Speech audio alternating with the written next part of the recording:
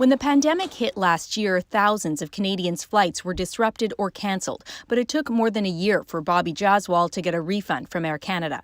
It's really frustrating for a consumer perspective. I wish there was a little bit more accountability. Air Canada did agree this April to refund passengers for cancelled flights as part of a $5.9 billion aid package from the federal government.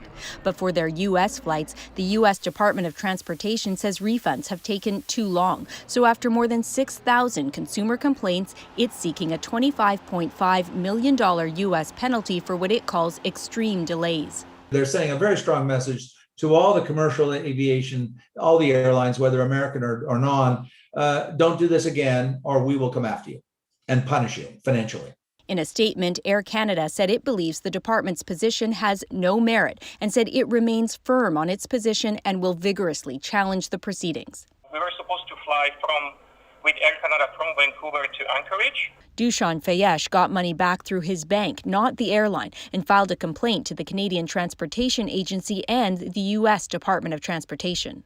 American government was the only one that was really looking after us. So we are really disappointed. We have many rights on the paper, but when it actually comes to enforcing them, Canadian consumers are left hanging out to dry.